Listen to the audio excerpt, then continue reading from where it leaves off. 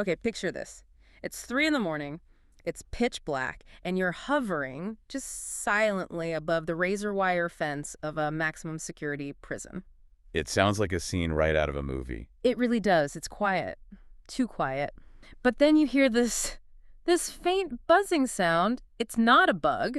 Not a bird. It's a drone. And this isn't some kid's toy, taking pictures of the sunset. This is a heavy-duty machine carrying a package worth more than a luxury car. And it drops it right into the middle of the prison yard. And that's not fiction. I mean, that is happening right now in state prisons all across the country. Exactly. And welcome to the Deep Dive. Today we're talking about Operation Skyhawk. If you haven't heard about this yet, buckle up because the scale is just unbelievable. It's a massive investigation out of Georgia, just announced by Governor Kemp. And the numbers they're staggering. Listen to this. They arrested 150 suspects, fired 8 prison employees. They seized 87 drones. And get this, they confiscated $7 million worth of contraband. $7 million. I mean, that's not an inmate sneaking in a candy bar. No. Or a pack of cigarettes. That's a corporate balance sheet. It really is. And the twist here, and this is what we're really going to dig into, is that this wasn't just inmates breaking a few rules. Governor Kemp called it a criminal enterprise. This was a sophisticated ring running from the inside out. That phrase, criminal enterprise, that is the key to this whole thing.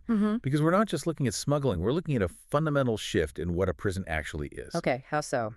Well, they used to be correctional facilities, right? You go there, you pay your debt to society. Now, the evidence suggests they're acting like the secure headquarters for some pretty sophisticated crime syndicates. Which is terrifying. We pay taxes to lock these guys up to stop crime, and instead they just, set up a rent-free home office? Precisely. And to understand how we stop this, we have to look at the sources we've got. We have indictments from the Department of Justice, Bureau of Justice statistics reports, press releases, and one acronym ties it all together: RICO. RICO. Okay, so I watch movies. I hear RICO. I think of, The Godfather, the mafia. And that's exactly what it was designed for. It stands for Racketeer Influenced and Corrupt Organizations Act. But here, it allows prosecutors to charge the whole group as a single monster. You don't just charge the guy holding the drugs. You charge the boss who ordered it, the driver, the corrupt guard who opened the door. The whole enterprise. So the mission for this deep dive is to unpack how a prisoner runs a business from a cell, the triad of corruption that makes it possible, and why the government is finally dusting off the Archie hammer to smash these networks. Right. We need to understand how the machine works before we can break it. Exactly. So let's start with that, the architecture. How does a guy in a 6x8 concrete box run an empire? I mean, physically, how? It all comes down to structure. In these documents, they describe what they call a triad of involvement. Think of it like a 3-legged stool. You kick out one leg, the whole thing falls. So first, at the top, you have the incarcerated leaders. The CEOs. The CEOs, exactly. They're serving time, but they're calling all the shots. They're the strategy department. Okay, leg number 1. What's 2? Point 2 is the corrupt staff. These are your logistics people. The guards, kitchen workers, the ones who control the physical boundaries. Without them, the CEO is just shouting at a wall. And the third leg? The outside facilitators. Civilians, drone pilots, people on the street physically buying the supplies and carrying out orders. So it really does take a village to run a crime ring. Unfortunately, yeah. And that structure is why RICO is the perfect tool. To use it, prosecutors just have to prove a pattern of racketeer activity. Which means? At least 2 major crimes like bribery, murder, drug trafficking within 10 years. It lets the law treat the prison system itself as the crime scene. You mentioned bribery. I was looking through that Bureau of Justice statistics report, and a stat just jumped out at me. It really shows where the weak point is. Between 2018 and 2022, in these federal RICO cases, bribery was the underlying offense for 66% of the people convicted. 2/3. 2/3. That's huge. We think of RICO, we think murder, extortion, but it's bribery. It's just cash in an envelope. And that tells you everything. Corruption is the engine.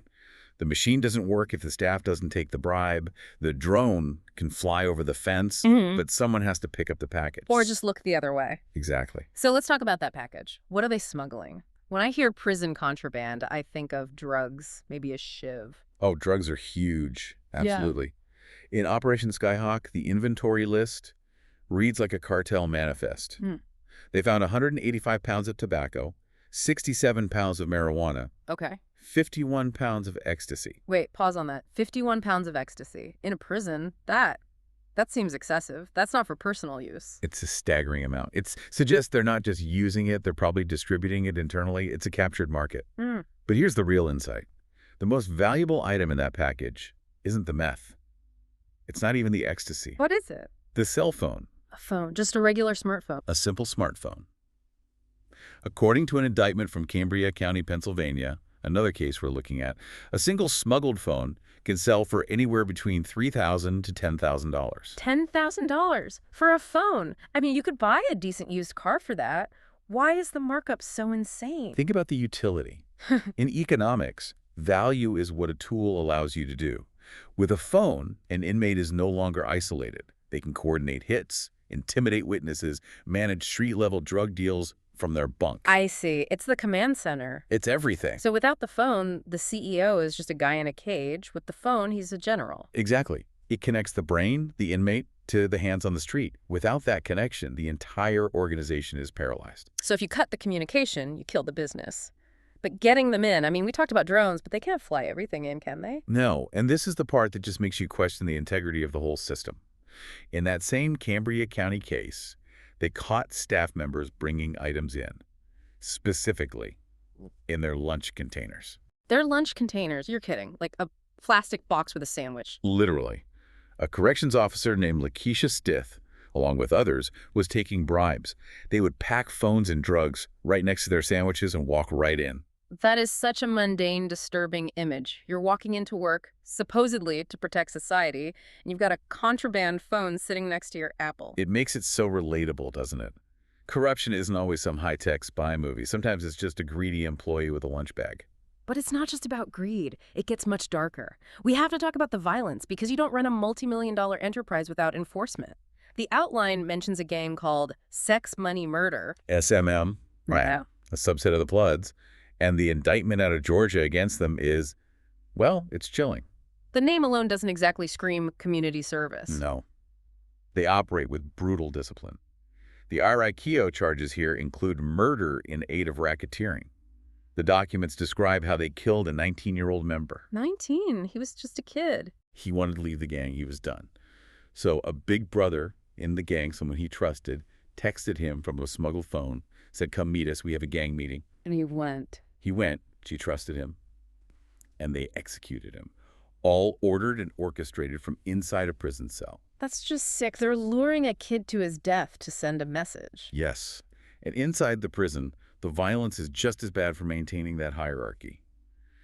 The indictment details another inmate who was stabbed repeatedly for violating gang rules. All kind of rules. Specifically, they alleged he engaged in homosexual activity, which the gang forbade. So they tried to kill him for it. This is what I mean about the headquarters concept, that they're enforcing their own twisted laws inside a government building. And they're robbing taxpayers while they do it. This SMM gang wasn't just violent, they were fraudsters. They ran a wire fraud scheme from behind bars targeting COVID-19 relief funds and unemployment. Wait, hold on. They were stealing COVID relief money while in prison. They caused over $850,000 in losses. That is infuriating. You have law-abiding people on the outside struggling, businesses closing, and violent felons are stealing nearly $1 million from the government. All orchestrated with those smuggled phones we talked about. It connects all the dots.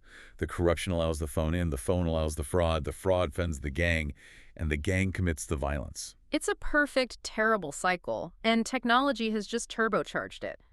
Let's go back to Operation Skyhawk and the drones. This feels like a major escalation. It's the new frontier. We call it the tech war. Yeah. In the past, you had to trust a guard or throw a bag over a fence and hope for the best.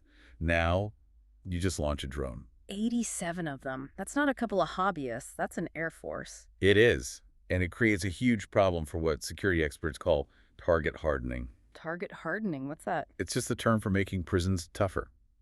Better walls, more razor wire. But prisons are designed to stop lateral movement, to stop people walking out. But walls don't matter if the contraband just flies over them. Exactly. Most prisons weren't built with anti-aircraft defenses in mind. The FBI's Safe Streets Gang Task Force and the Georgia Department of Corrections had to work together just to intercept this fleet. And the language they use in the press release is so military. Intercept, dismantle, Exploit.